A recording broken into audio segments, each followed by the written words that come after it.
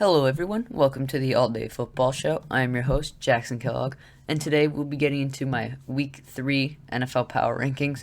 So, over the last couple of days, I've had a little bit of technical issues. Mic wasn't working. I posted a video with absolutely no sound. That was Boston Tea Party Podcast episode 6. Ended up taking it down.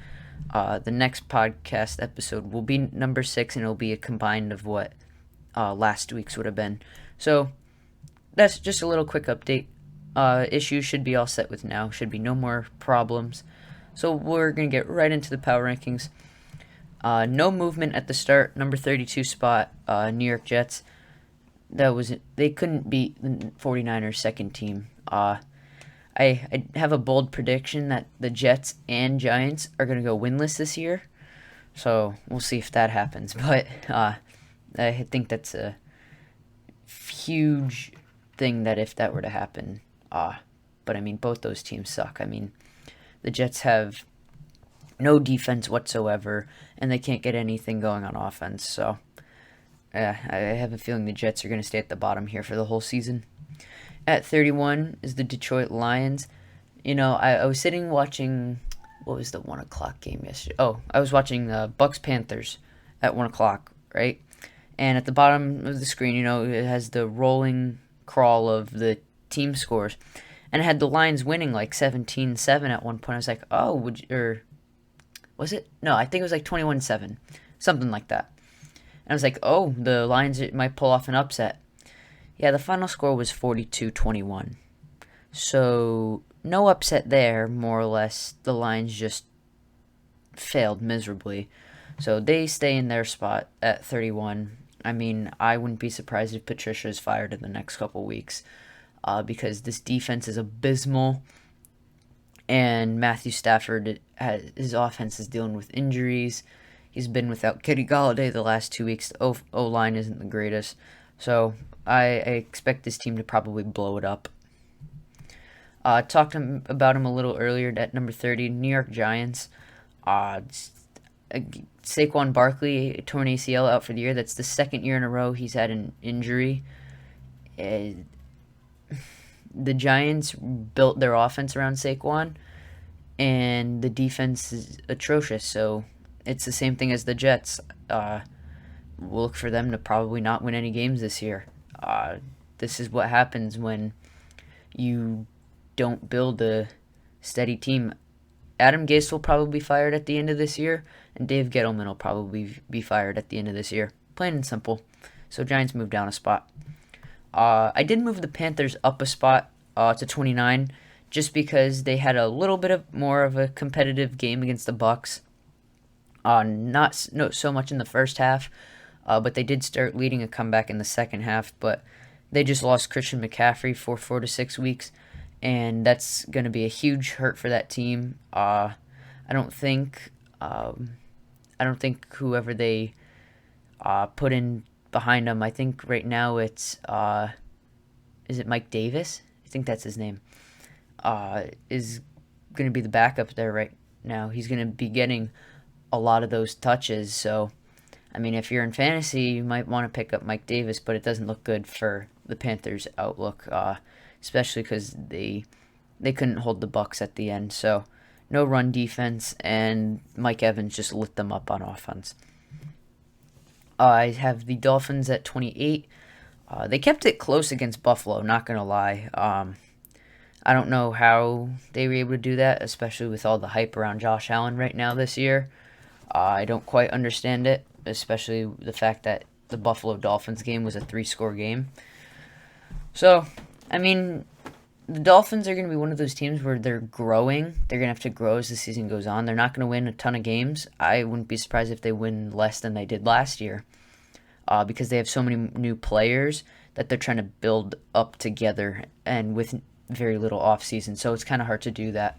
I mean, they went from getting run over by the Patriots to getting thrown over by the Bills. So it just means the defense is atrocious right now. And Tua Tagovailoa is probably going to get thrown in there soon.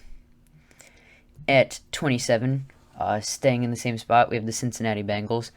It was a pretty decent game on Thursday Night Football against the Browns. Um, a lot of people were like, "Oh, it's gonna be a boring game." Blah blah blah blah blah. I watched the whole thing. It was a very good game, in my opinion. I mean, I am a Brown supporter, so I was a little happy to see that they did get a win. So a lot of the people I talk football with can stop hating on me now a little bit, even though it was against the Bengals. Bengals team is still atrocious. It's not going to matter too much. Joe Burrow has no offensive line. They said that Thursday night game he took more hits than he did in his whole season at LSU.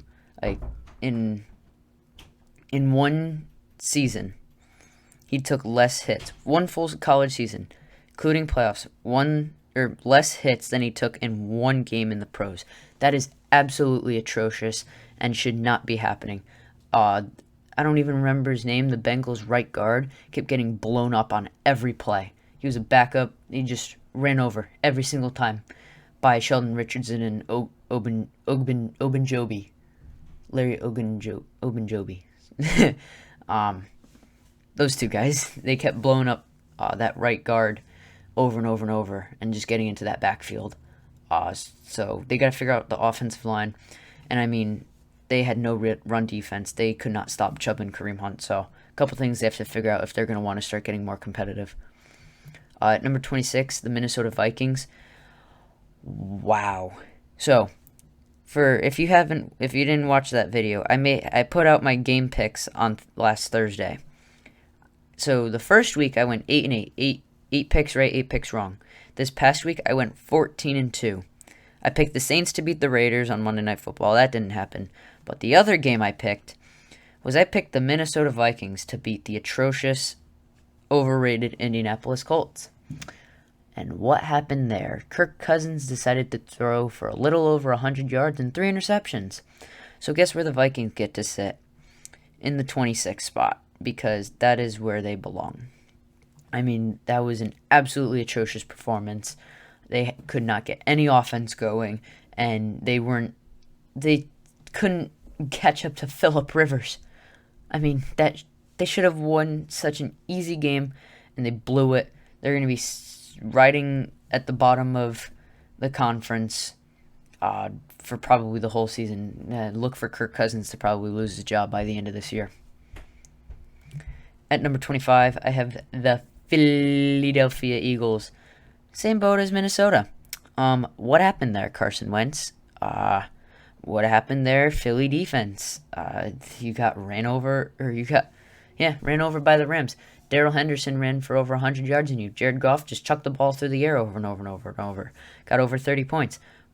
That's not how you're going to be competitive in the NFC, Eagles.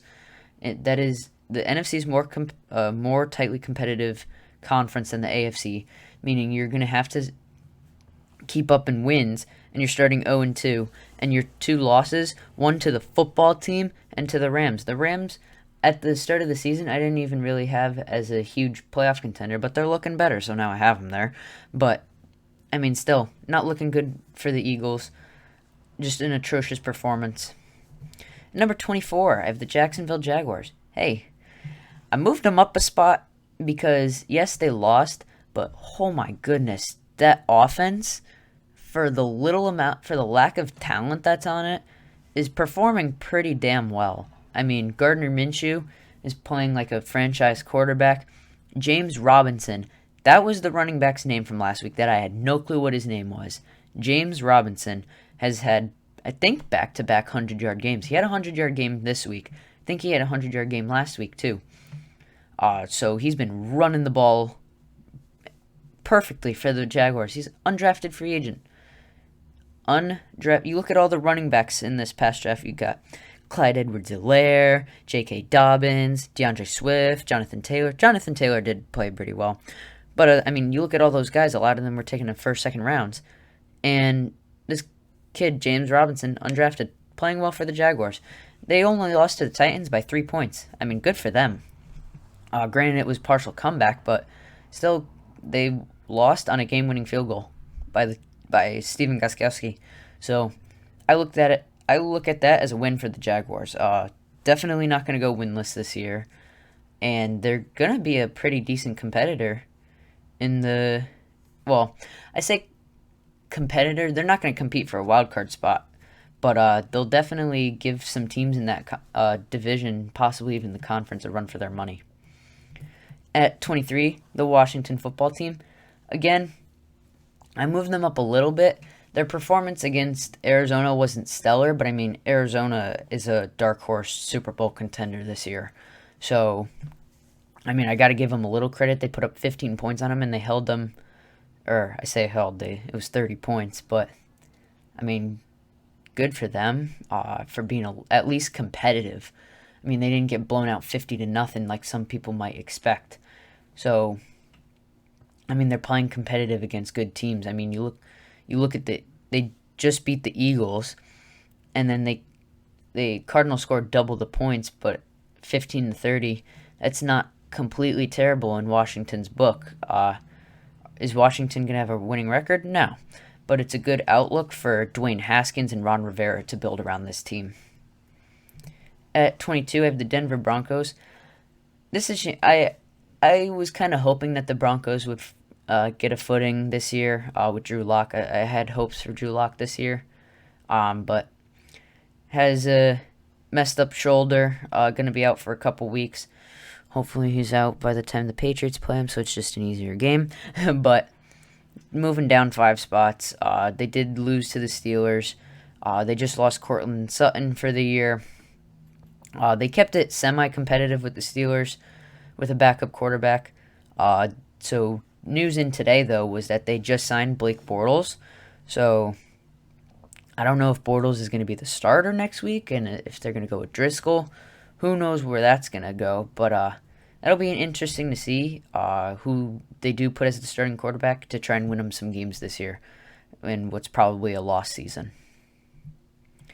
At 21, I have the Atlanta Falcons. Falcons have played pretty decently, except for the fact that they just blew like a... What was it? It was like 37 something. I don't even remember exactly what it was. 27, I don't know. They had a humongous lead. I was laughing my butt off watching football on Sunday because the Falcons were blown out Dallas, and then Dallas came back.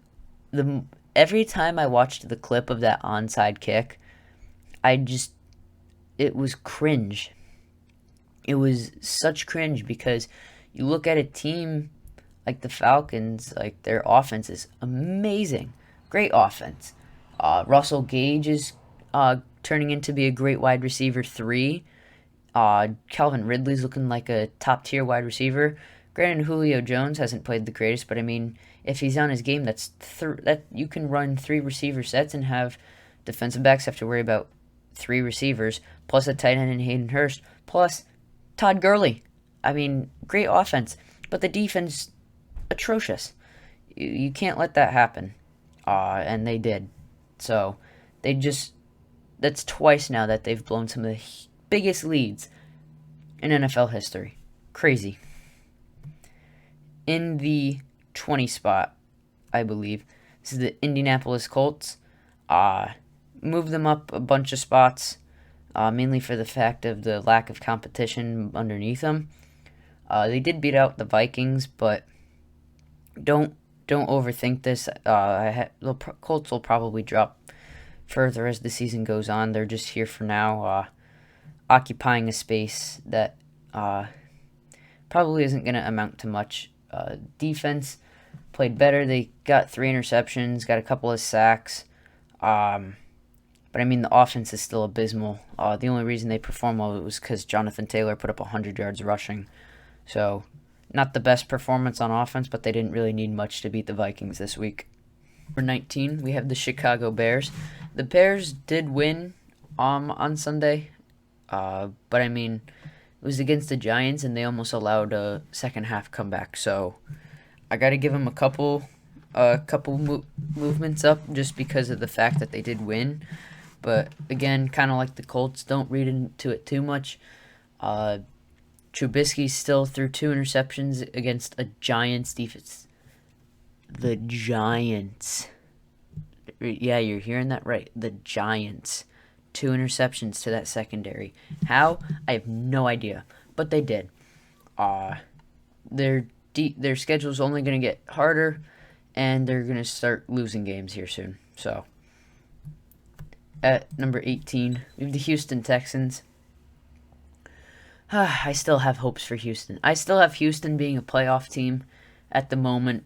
I mean, they did just play the Chiefs and the Ravens. I mean, 2 of the best teams in the conference, but they weren't competitive in either. I mean, the first one was just a late quarter comeback it just got closer, but it didn't show the performance of the first 3 quarters. And I mean, they just got blown out by Baltimore. They couldn't stop the run game. So, not a good look for Houston. They still can't figure out the offense. David Johnson barely ran the ball. And when he did, he didn't run it well. And Deshaun Watson couldn't find any receivers open. So, I mean, Brandon Cooks had like 5 receptions for 95 yards. But that's not going to help if, I mean, you can't get your other receivers open. So, what happened to Will Fuller? What's the point of having Randall Cobb for, I think it was like a 3-year, $18 million deal they just gave him. I mean, what's the point of that? Like, just not the best moves by Bill O'Brien. So, they're going to have to look to try and fix those issues. At 17, I have the LA Chargers. Now, you look at that number in the bottom left. I have them moving up 6 spots, even though they lost. Well, they lost to the Chiefs in a game where they should have won, with their rookie quarterback coming in a minute before the game was going to start. Justin Herbert, I got to give props to this guy. I had him as a bust in the NFL. Not going to lie. I said he was going to bust. But he came in. So Tyrod Taylor was having chest issues. It was a last-second scratch. Like, literally a minute before the game started. And they just go, "Hey, Justin Herbert, we need you to go in and be the starting quarterback today." And he goes, "All right, man, let's go." So he went in, and boom, almost beat the Chiefs. I don't understand why Anthony Lynn is putting Tyrod back as the starter. In my opinion, I'd hand the keys to Herbert.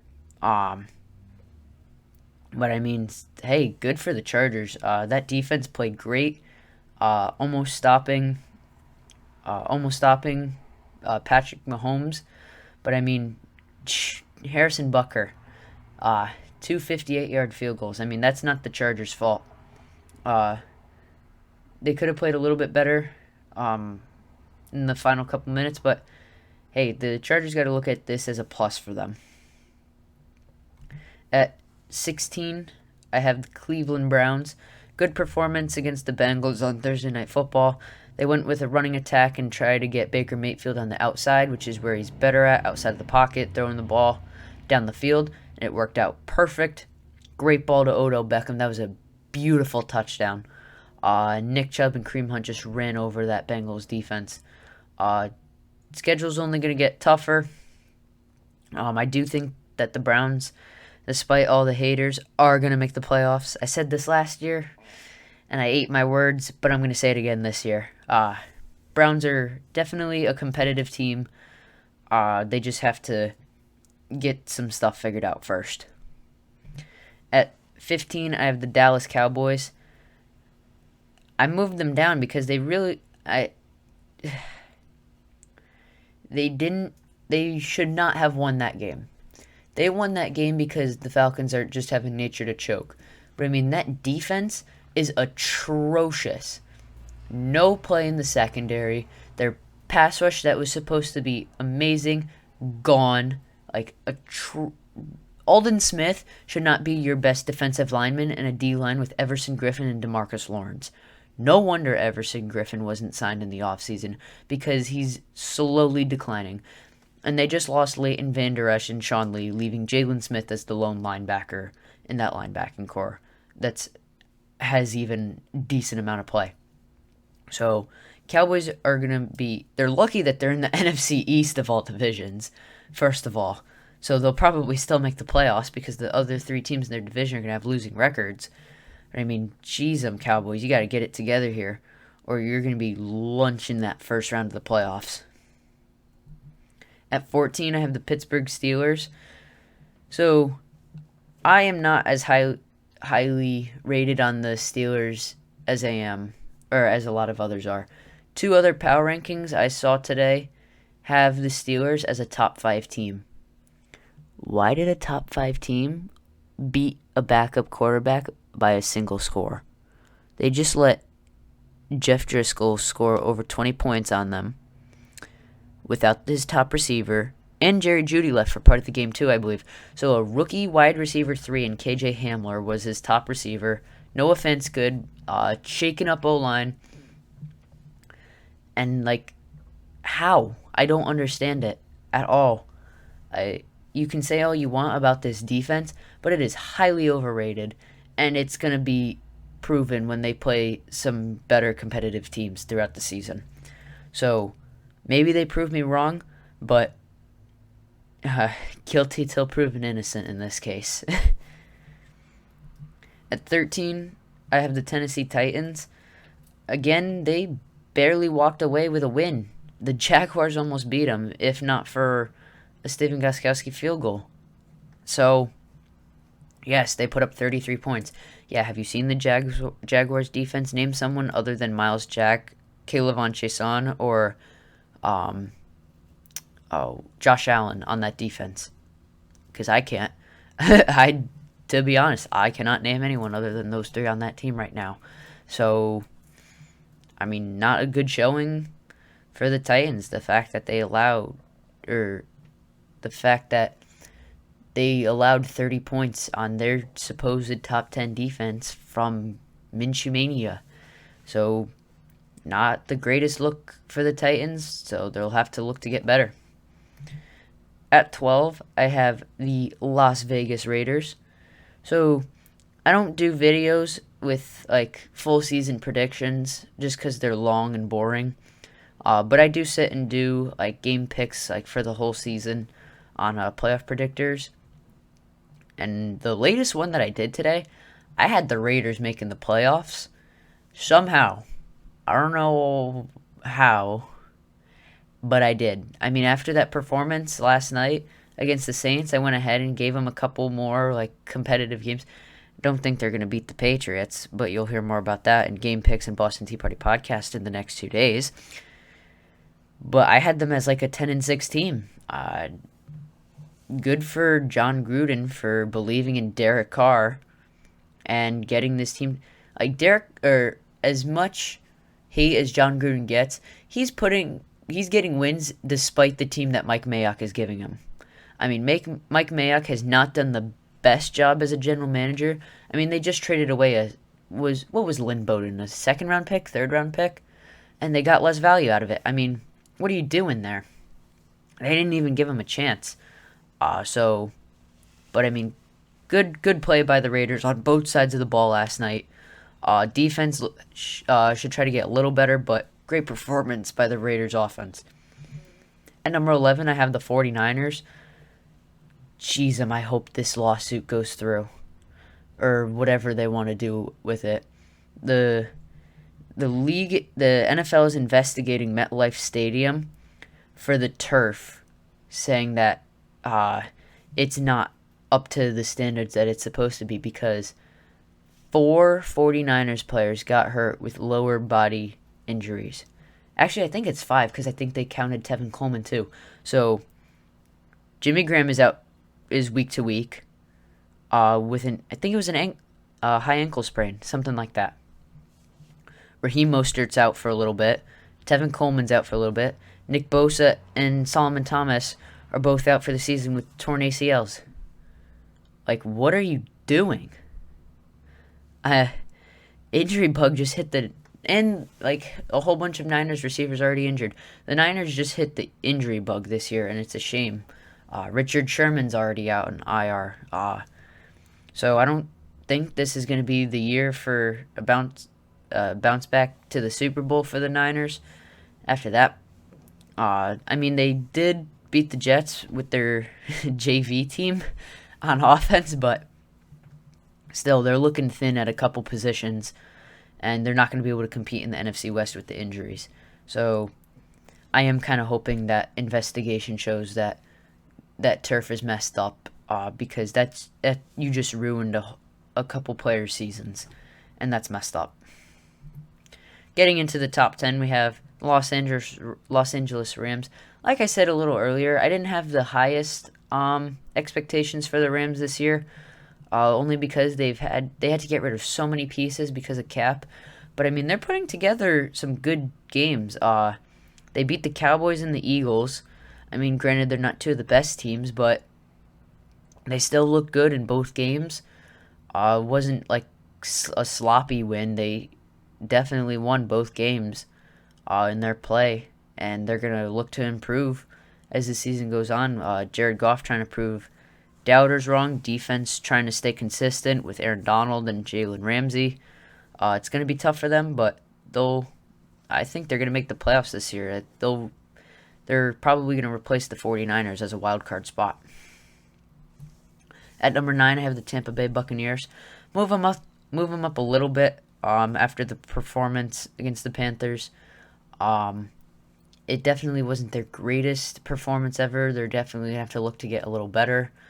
Running game wasn't the greatest, since for the 40-something yard run by Leonard Fournette at the end to ice the game. But, I mean, that Tom Brady is being overhyped this year. He's been inaccurate with the ball. Granted, he's had a rotation of receivers, but he's got to, for as much talk and hype as the Bucs got in the offseason, they got to put it all together. Where's Rob Gronkowski been? He had like 2 targets, and one of them led to an interception. I mean, what's up with that? Bruce Arians, why aren't you getting him involved in the game? You know, there's some stuff you got to work on there.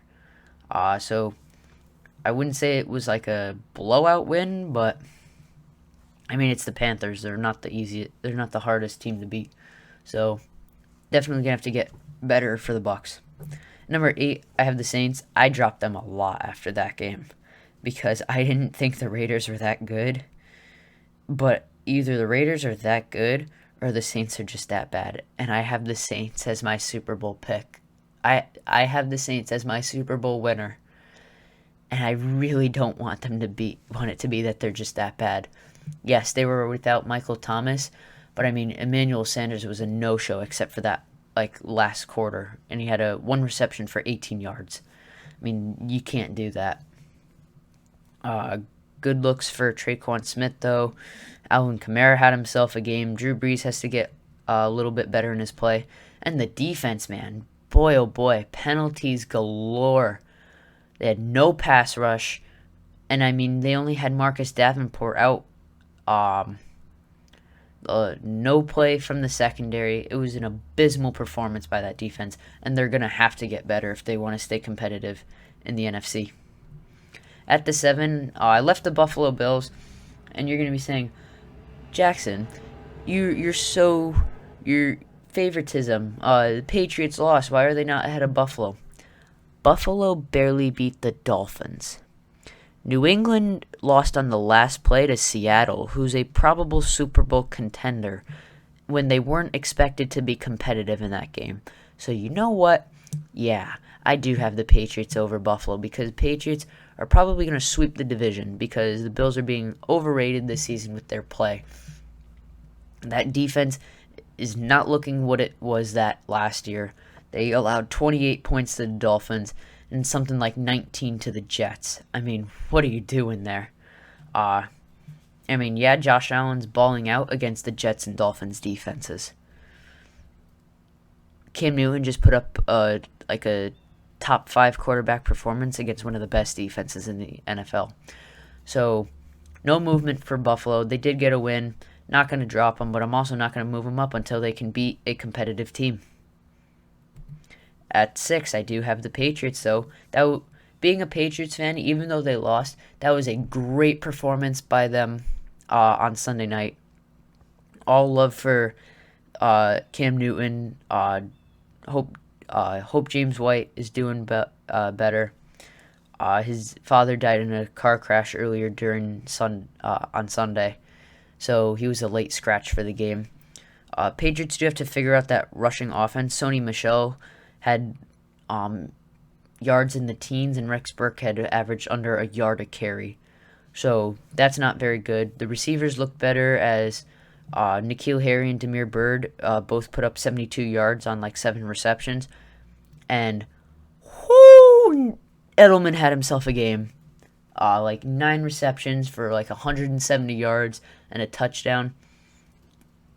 I mean, that's a great performance right there. And it proves all the Edelman's bad stuff wrong. I mean, great performance by Edelman. Hopefully that stays consistent throughout the season. The defense does have to look to get a little better, though. That run defense was abysmal. I didn't agree with the scheme they went with on defense, but I won't get too much into that just to keep this video a little shorter. Might go a little more into depth at that on the Boston Tea Party podcast. So, Patriots at 6. Definitely good showing on Sunday, though. Getting into the top 5, yes, I have the Arizona Cardinals in the top 5 at me because I had them as like a dark horse wild card. I had them going like 9-7, making the wild card early, like before the season even started. Yeah, they're gonna be a force to be reckoned with. Kyler Murray looks like Lamar Jackson in his second season, and it's scary to watch because you look at what Lamar Jackson did in his second season, and that was without a number 1 receiver. Kyler Murray has DeAndre Hopkins, who's a top 3 wide receiver in the NFL, arguably the best receiver. He's got Larry Fitzgerald, who's a veteran. I legit said that if he didn't think this team would have been competitive, he would have dipped. He would have retired. And they have Christian Kirk as wide receiver 3, and Christian Kirk is so highly underrated, and they barely even use him because they have DeAndre Hopkins, Larry Fitzgerald. Like, it's a scary Cardinals offense, and the defense just has to play average, just average, and they'll be a competitive team this year, and that's why I have them in the top 5. At number 4, I have Seattle. Oh, I so wish Cam Newton bounced that ball outside on that last play, because this would be such a different video if he did. Seattle wouldn't have dropped very far, but I'd have New England in the top 5, and Seattle would be out of it. Great performance by Seattle, though. I mean, that was an MVP performance by Russell Wilson. 5 touchdowns. He torched New England secondary. You can't even make an excuse for it. The 2 touchdowns that those deep balls to DK Metcalf and David Moore, both, you can say all you want about the DK Metcalf's catch, but I mean, both catches were perfectly covered, but the ball was just even more perfectly placed. There was nothing those DBs could have done about those 2 touchdown scores. So it was kind of like that Jermaine Kearse catch that happened in the Super Bowl against the Patriots, where like he bobbled it and caught it while laying on his back. It was kind of like that.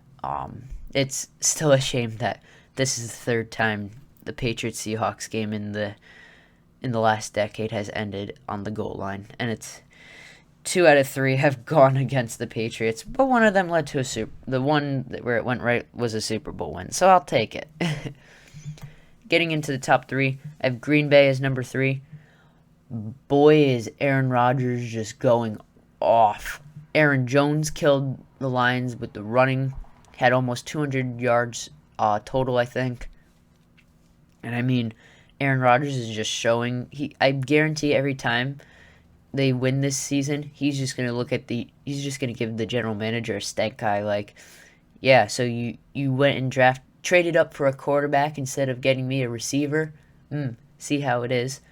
Like, he's doing it with nobodies. They talked about someone catching a touchdown for him as a highlight while I was watching a different game. I'd never even heard of the guy. I was like, wait, who? I mean, guys are catching touchdowns for him. Devontae Adams did get hurt. I don't know exact updates on that right now. But great performance by Green Bay, just destroying the Lions.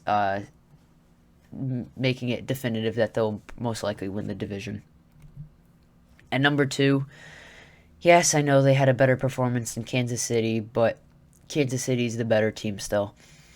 So I have Baltimore at number 2. Great performance against Houston. Lamar Jackson. I'm waiting for the Madden curse. I'm literally just waiting for the Madden curse to kick in. And if it doesn't, I'm going to be a little disappointed because I'm going to have a lot of people being like, oh, Madden curse is fake. Madden curse is fake.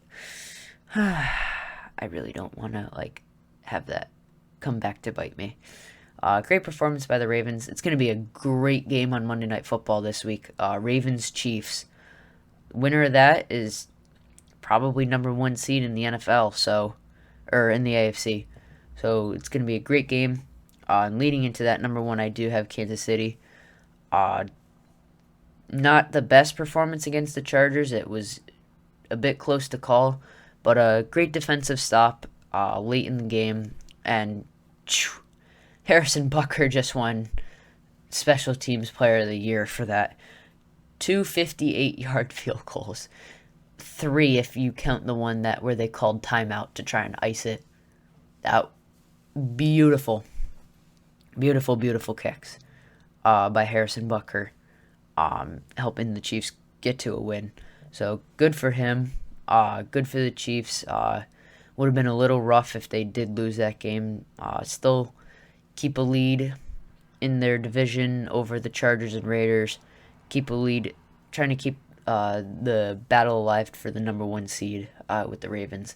But decent performance by the Chiefs. Could have been a lot better. It'll probably get a lot better. Every team has a fluke game. They might have just gotten their fluke game out of the way right now. But we'll see how that goes. Thank you guys so much for watching. Again, sorry for technical difficulties the last couple days. Should be all fixed now. Thank you so much for watching. Hope you all, if you're not, please subscribe. Leave a like on the video. It would be greatly appreciated. Hope you all have a nice day. Get ready for Thursday Night Football. I think it's Dolphins, Jaguars. Give my game picks for Week 3 on Thursday. And Boston Tea Party Podcast should come out tomorrow, Wednesday. So, again, hope you all have a great day. And go Patriots.